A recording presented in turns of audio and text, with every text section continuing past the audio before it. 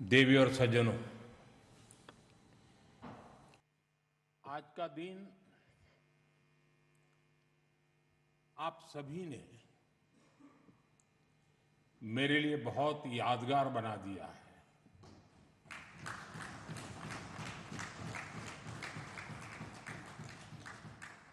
मैं अभिभूत हूं, कृतज्ञ हूं। चरैवेति चरैवेति के मंत्र का जाप करते हुए इस राजनीतिक यात्रा में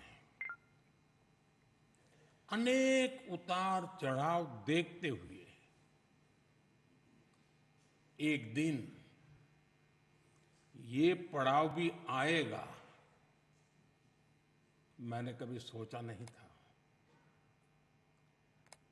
निर्वाचित प्रधानमंत्री के रूप में निरंतर सबसे लंबी अवधि तक सेवा करने का अवसर, इसे मैं अपना परम सौभाग्य मानता हूं। आपने इस अवसर पर मुझे सम्मानित किया, इतना मान दिया, इसके लिए मैं आप सभी का बहुत बहुत आभारी हूं। साथियों, इतने लंबे समय तक मां भारती की सेवा का सौभाग्य मिलना, ये ईश्वर की विशेष कृपा से ही संभव हो सकता है। और मेरे लिए तो जनता जनार्दन ही ईश्वर का रूप है। और इसलिए मैंने इस सेवा कार्य को हमेशा एक साधना के रूप में ही देखा है। और ये साधना भी एकाकी नहीं रही है, ये एक सामूहिक यज्ञ है जिसमें आप सब ने और अनेकों साथियों ने कर्तव्य भाव से अपना योगदान दिया है। मैं आज इस यात्रा के ऐसे सभी साथियों के प्रति भी अपना आभार प्रकट करता हूं। साथियों, इस अवसर पर एनडीए परिवार के सदस्यों ने एक रिजोल्यूशन भी पेश किया है। ये आप सबकी आत्मीयता और उदारता है, क्योंकि मैं इस यात्रा को अपनी व्यक्तिगत उपलब्धि नहीं मानता हूं।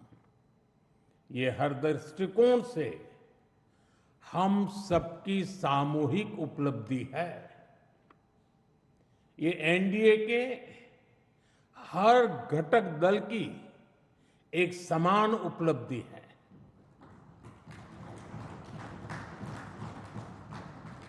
इसलिए मैं इस प्रस्ताव को आप सभी को, भाजपा समेत हमारे एनडीए परिवार के सभी कार्यकर्ताओं को समर्पित करता हूं।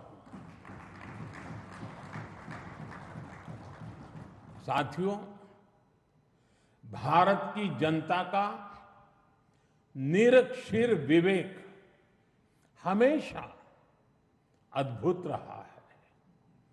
देश की जनता ने राष्ट्रीय स्तर पर राजनीतिक स्थिरता का महत्व समझा है। ये जनता जनार्दन की परिपक्वता ही है कि उसने लंबे समय तक मुझे इस तरह जनता की सेवा का अवसर दिया। 2014 के पहले के कई दशक बहुत अस्थिरता और उथल पुथल से भरे हुए थे। इसका देश को बहुत नुकसान भी उठाना पड़ा। लेकिन अब देश की जनता एक स्थिर सरकार का काम भी देख रही है और उसकी निर्णायक क्षमताओं की प्रशंसक भी है। मैं आज देश की महान जनता को भी नमन करता हूं, जनता जनार्दन का आभार व्यक्त करता हूं। साथियों, साल 2014 में जब एनडीए की जीत हुई थी, तब मैंने कहा था कि आज देश के सामान्य मानवी में एक नई आशा का उदय हुआ है। इस आशा का, इस उम्मीद का संरक्षण हम सभी का बहुत बड़ा दायित्व था। देश के लोगों ने कांग्रेस के विश्वासघात के बाद अपना भरोसा हमें सौंपा था। मुझे आज संतोष है, गर्व है कि एनडीए परिवार के तौर पर हमने देश के विश्वास को हमेशा और मजबूत किया है।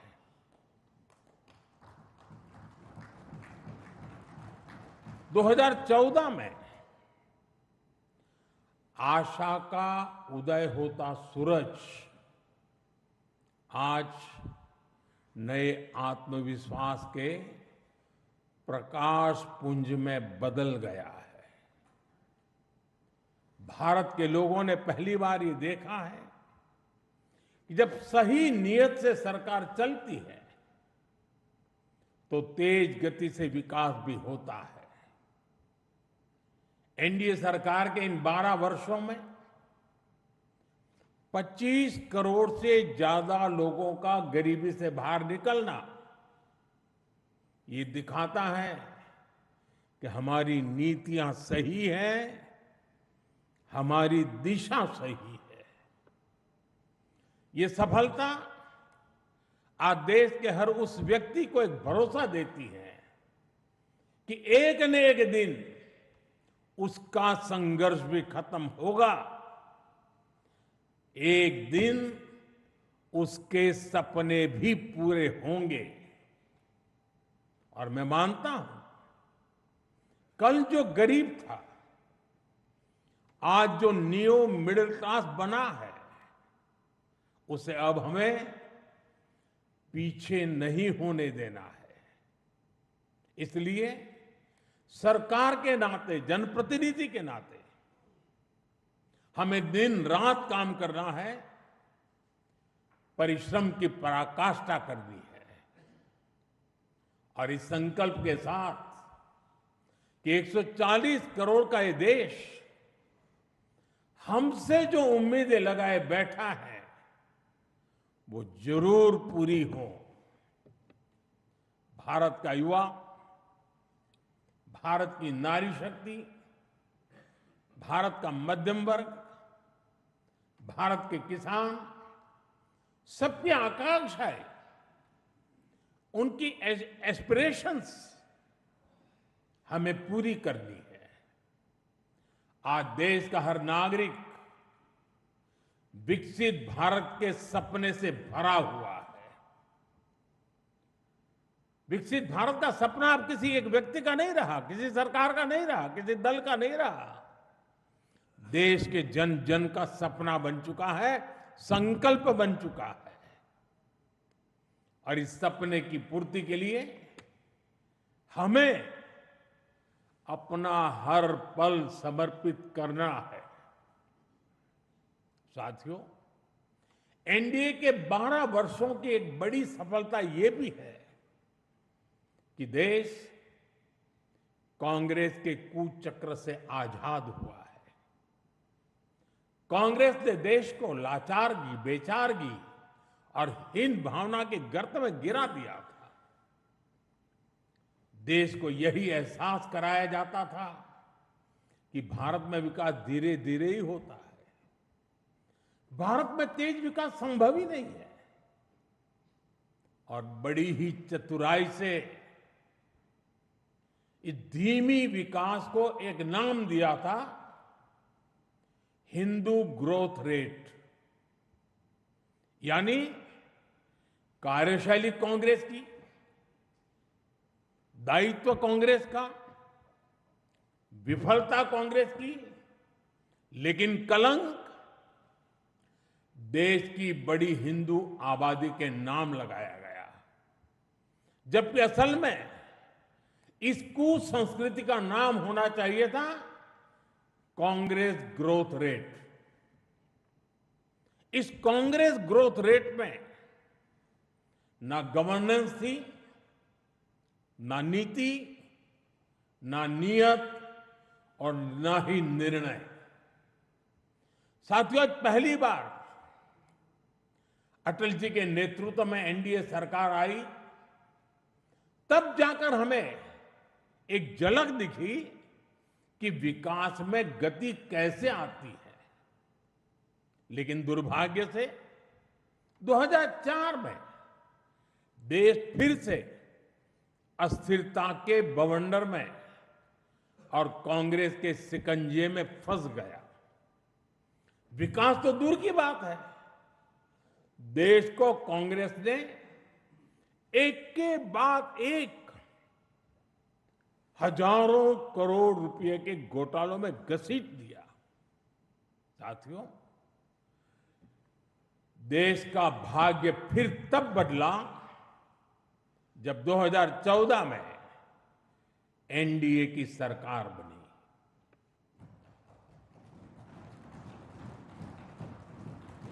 देश ने देखा कि जब नियत, नीति और निर्णय तीनों एक साथ काम करते हैं तो विकास की गति कैसी होती है। देश ने देखा कि जो काम दशकों में होते थे वो काम महीनों में होने लगे। 2014 में 74 एयरपोर्ट से 2026 में 160 से अधिक एयरपोर्ट तक, 2014 में 1000 किलोमीटर एक्सप्रेसवे से 2026 में 6700 किलोमीटर एक्सप्रेसवे तक, 2014 में सिर्फ 5 शहरों में मेट्रो से 2026 में 20 से ज्यादा शहरों में मेट्रो तक, 2014 में 700 करोड़ रुपए डिफेंस एक्सपोर्ट से 2026 में 23,000 करोड़ रुपए के डिफेंस एक्सपोर्ट तक। देश ने बहुत लंबी यात्रा तय की है। साथियों, 2014 में देश में केवल 25 करोड़ इंटरनेट यूजर थे। आज 100 करोड़ से अधिक यूजर इंटरनेट से जुड़े हैं। 2014 में डिजिटल पेमेंट्स ना के बराबर थे। आज भारत डिजिटल ट्रांजैक्शन में नंबर 1 देश है। 2014 में भारत अपनी जरूरत का ज्यादातर मोबाइल बाहर से मंगाता था। आज भारत 33 करोड़ से अधिक मोबाइल हैंडसेट खुद बनाता है। 2014 में सोलर क्षमता केवल 2.5 गीगावाट थी। आज यह 150 गीगावाट से अधिक है। 2014 में एथेनॉल ब्लेंडिंग केवल 1.5% था। आज यह 20% तक पहुंच चुकी है। 2014 में देश की एक भी सेमीकंडक्टर यूनिट नहीं थी। आज देश में बन रही 10 से ज्यादा सेमीकंडक्टर यूनिट्स भारत को आधुनिकता की तरफ ले जा रही है। साथियों, हमने देश की जरूरतों को अपनी नीतियों और निर्णयों का आधार बनाया। नई सोच से नए फैसले लिए। हमने युवाओं के लिए स्किल डेवलपमेंट मिनिस्ट्री बनाई। सहकारी क्षेत्र को मजबूती देने के लिए अलग कोऑपरेटिव मिनिस्ट्री बनाई। हमारे मछुआरे भाई बहनों के लिए अलग फिशरीज मिनिस्ट्री बनाई। हमारा फोकस क्लियर था, विकास की इस दौड़ में कोई पीछे न छूटे। साथियों, हमने दिव्यांगजनों के लिए कानून बनाया, आदिवासियों के लिए जनमन जैसी योजनाएं शुरू की, पशुपालकों और मछुआरों को पहले किसान क्रेडिट कार्ड का लाभ नहीं मिलता था, हमने उन्हें भी इस सुविधा से जोड़ा। और इतना ही नहीं, हमारी सरकार ने रेहड़ी पटरी वालों को भी स्वनिधि क्रेडिट कार्ड की सुविधा दी। साथियों, सवाल ये है कि अगर 12 साल में इतना कुछ हो सकता है तो फिर दशकों तक क्यों नहीं हुआ? ये कांग्रेस ग्रोथ रेट और एनडीए ग्रोथ रेट का अंतर है। एक व्यवस्था लोगों को इंतजार कराती थी, आज की व्यवस्था परिणाम दिखाती है। एक व्यवस्था काम अटकाती भटकाती थी, आज की व्यवस्था कहती है काम अभी होगा, समय पर होगा और बड़े पैमाने पर होगा। और इसलिए साथियों, 2014 से 2026 की कहानी केवल आंकड़ों की कहानी नहीं है,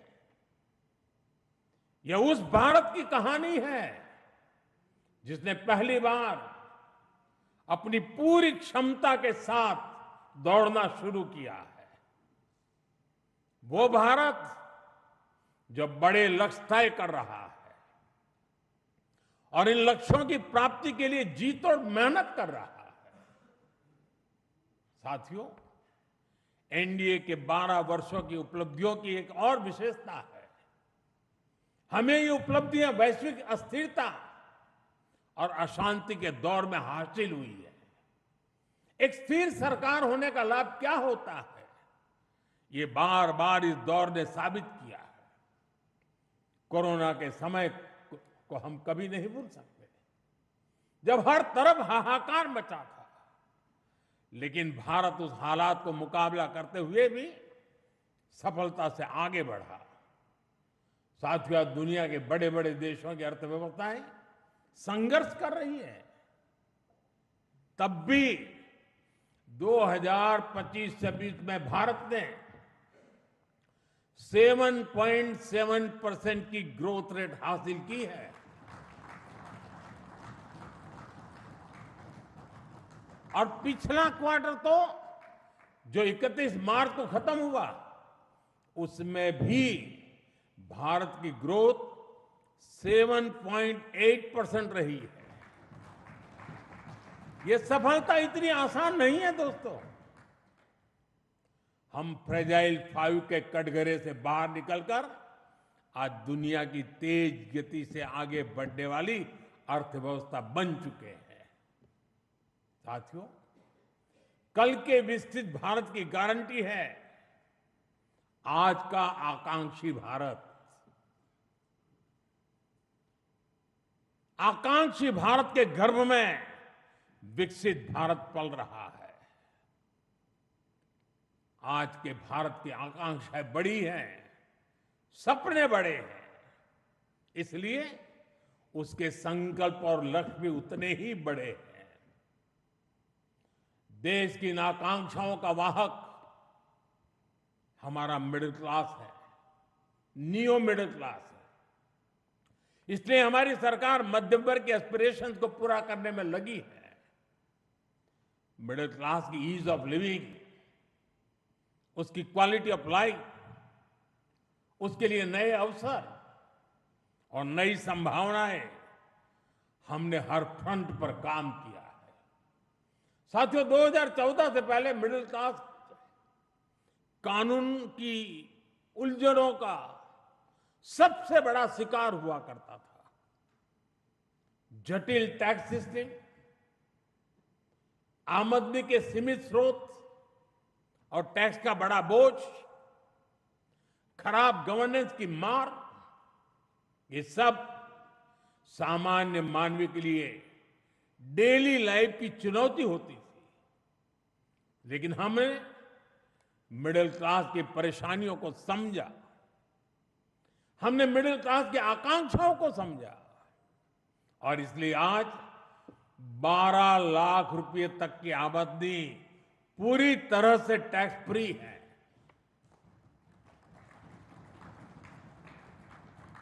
आज देश में सरल और फेसलेस टैक्स सिस्टम है।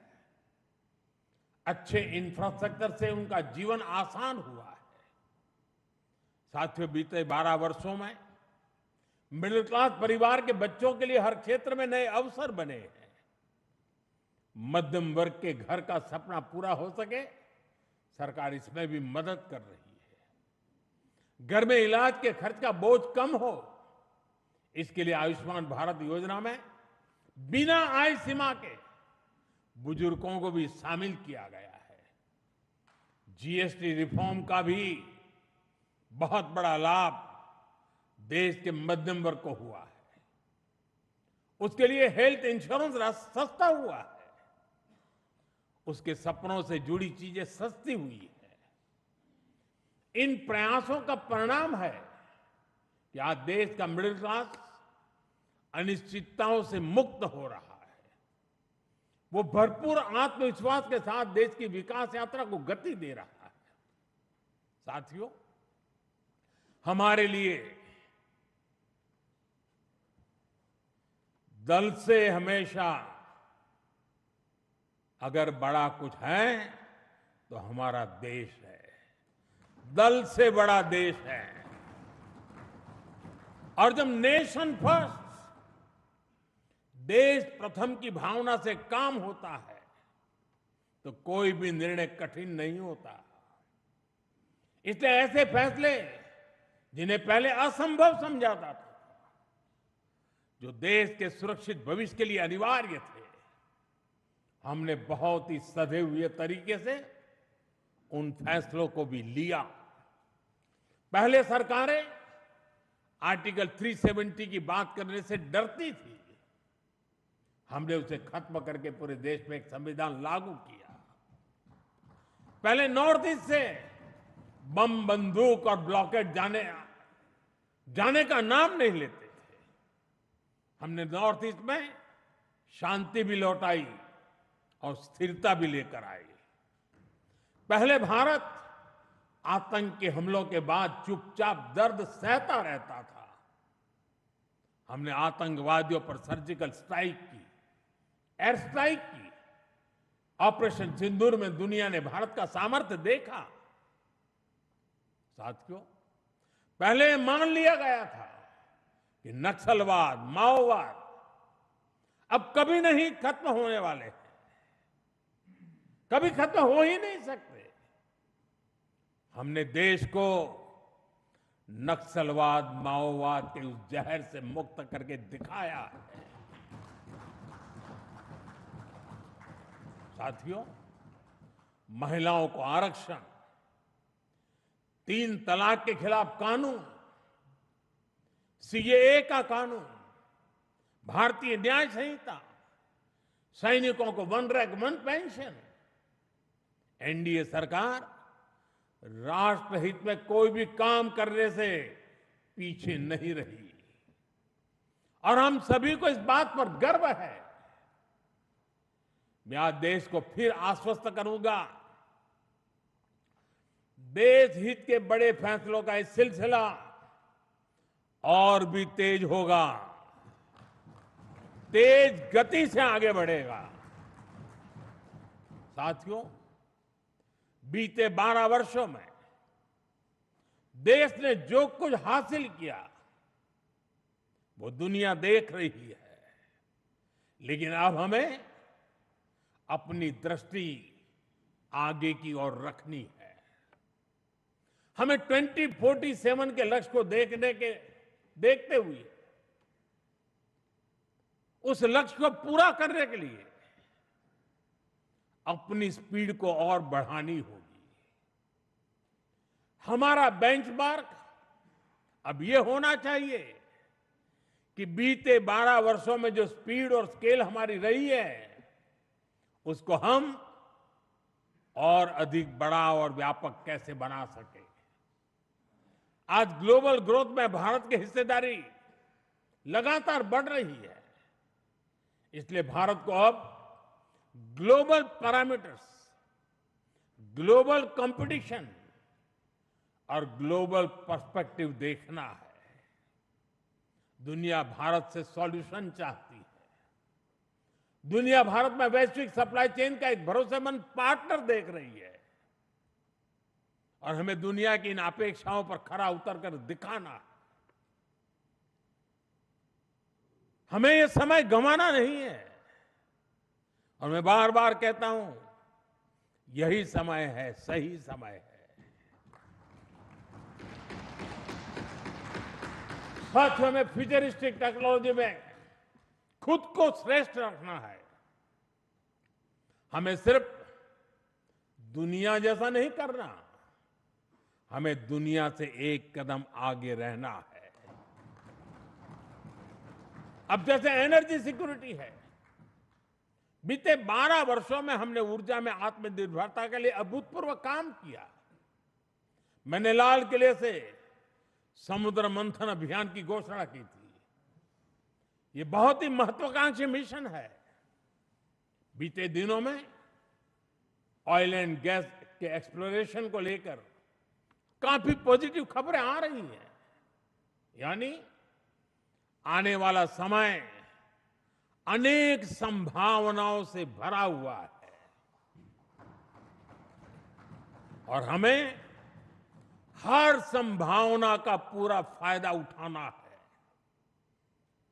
साथियों, अब हमें 500 गीगावाट रिन्यूएबल एनर्जी के टारगेट को जल्द से जल्द पूरा करना है।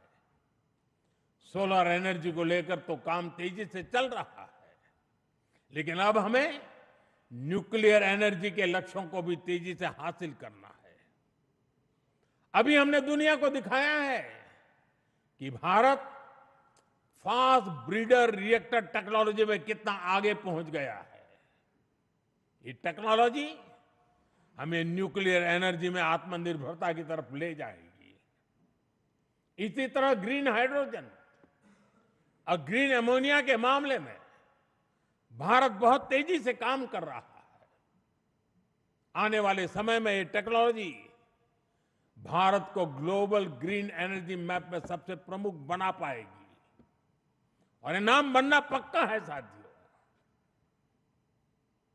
आज बड़े एक्सपर्ट्स भी का भी अनुभव है कि जिन देशों ने मैन्युफैक्चरिंग के पूरे इकोसिस्टम पर 80-90 के दशक में काम किया, उन्हें उसका फायदा इस सदी में मिलना शुरू हुआ। भारत ने 10-12 वर्ष पहले जिस इकोसिस्टम पर काम करना शुरू किया, उसका लाभ अब देश को मिलना शुरू हो गया। 2014, 15, 16 के कालखंड में जो बात नींव डाली गई, उसके फल अब दिखाई देने लगे हैं। भारत तेजी से दुनिया का मैन्युफैक्चरिंग पावर हाउस बनने की ओर आगे बढ़ रहा है। साथियों, energy, minerals, cheap, battery storage, space, drone, data centres, quantum computing, artificial intelligence, ऐसे हर सेक्टर, हर टेक्नोलॉजी एक दूसरे से जुड़ी हुई है। ये एक दूसरे की पूरक है। भारत इनके लिए विदेशों पर निर्भर नहीं रह सकता, क्योंकि ये भारत की आर्थिक और स्ट्रेटेजिक हर प्रकार की सिक्योरिटी से जुड़े विषय है। और तभी भारत सेमीकंडक्टर इकोसिस्टम पर इतना फोकस कर रहा है, तभी क्रिटिकल मिनरल्स को लेकर मिशन बोर्ड पर काम चल रहा है। साथियों, शिपिंग सेक्टर में भारत आत्मनिर्भरता के नए लक्ष्यों के साथ आगे बढ़ रहा है। हम एक ऐसे फ्यूचर की तरफ बढ़ रहे हैं जहां हम मेड इन इंडिया शिप पर ट्रेड करेंगे और कंटेनर भी मेड इन इंडिया होंगे। शिप मेंटेनेंस और रिपेयर से लेकर स्क्रैपिंग तक की सर्विसेज भी भारत देगा। यही विजन हमारे एविएशन सेक्टर के लिए है। आज हम made in India transport aircraft बना रहे हैं। वो दिन दूर नहीं जब Bharat made in India civil aircraft भी बनाएगा।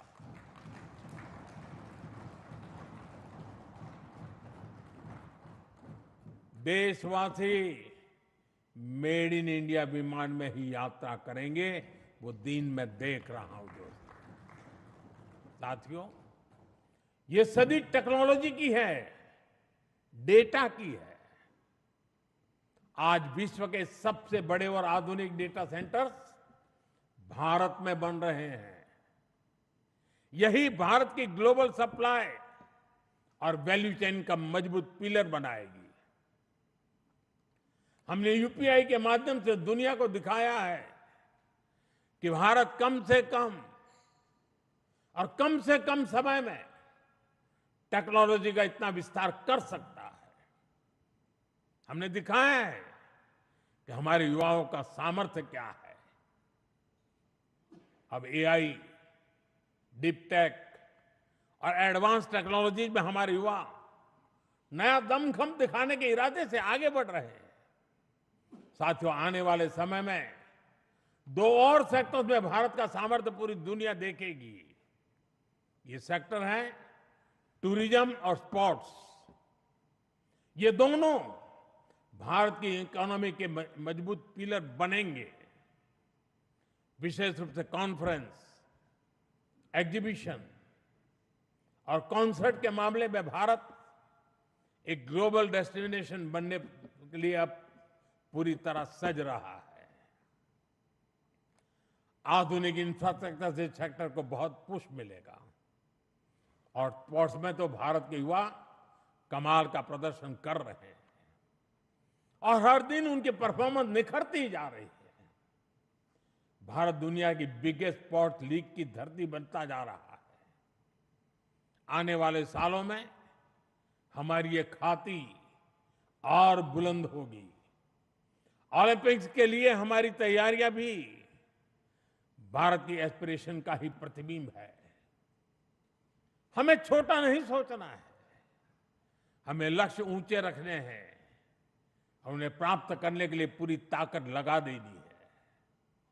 साथियों, आज भारत रिफॉर्म एक्सप्रेस पर सवार होकर तेजी से आगे बढ़ रहा है।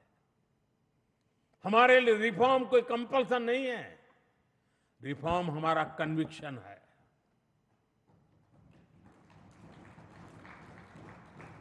और देश भी निरंतर रिफॉर्म्स को सपोर्ट कर रहा है। साथियों, देशवासियों की सहभागिता की हमारी बहुत बड़ी शक्ति है। ये 12 वर्ष सरकार और समाज की सहभागिता का उत्सव मनाने वाले रहे हैं।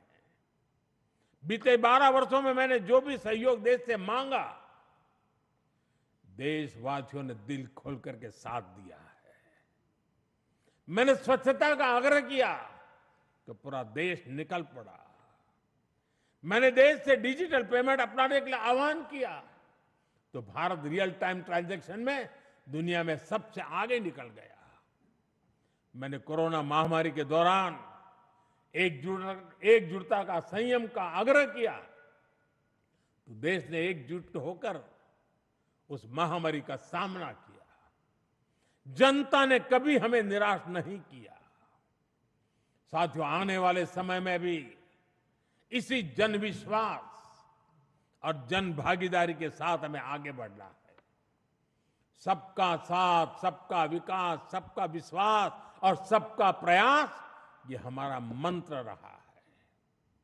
सबका प्रयास ही विकसित भारत के निर्माण की असली ऊर्जा है। हमें हर राज्य, हर शहर, हर गांव को जोड़ना है। अब समय आ गया है कि राज्यों के बीच नई प्रकार की तंदुरुस्त स्पर्धा, स्वस्थ स्पर्धा हो। स्पर्धा इस बात की हो कि कौन सा राज्य सबसे तेजी से $1 ट्रिलियन इकोनॉमी बनता है।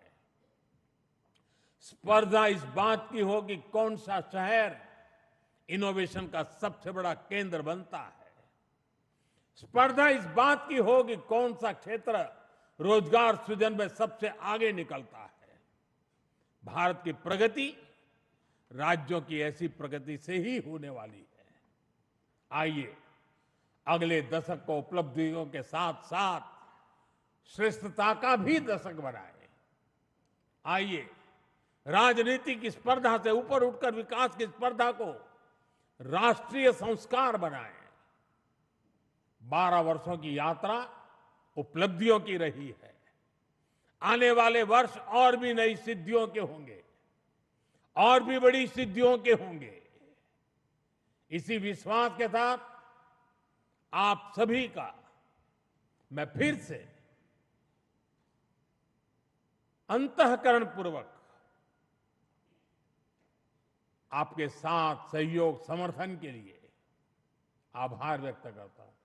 मैं सर झुका करके देश के कोटि कोटि नागरिकों को नमन करता हूं। उनके आशीर्वाद ने हमें एक ऊर्जा दी है, शक्ति दी है, प्रेरणा दी है, प्रोत्साहन दिया है। ये जनता जनार्दन के चरणों में सर झुका करके प्रणाम करते हुए आइए एक नए विश्वास के साथ हर संकल्प को पूरा करने के सामर्थ्य को जुटाते हुए हम चल पड़े।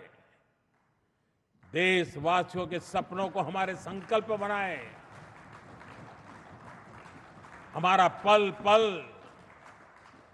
देशवासियों के संकल्पों की साकार करने की यात्रा का अहम पड़ाव बनता चले। इसी भावना के साथ देशवासियों के ऊपर पूरा भरोसा करते हुए आओ निकल पड़े। बहुत बहुत धन्यवाद।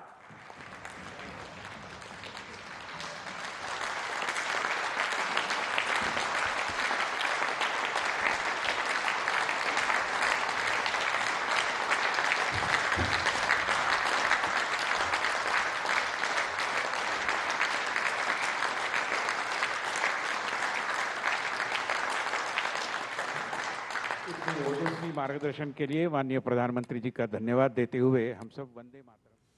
तो आप देख रहे थे सीधा प्रसारण भारत मंडपम से, जहां प्रधानमंत्री नरेंद्र मोदी एनडीए की बैठक को उन्होंने संबोधित किया और बड़े ही ओजस्वी और ऊर्जावान भाषण हमको उनका सुनने को मिला। बहुत ही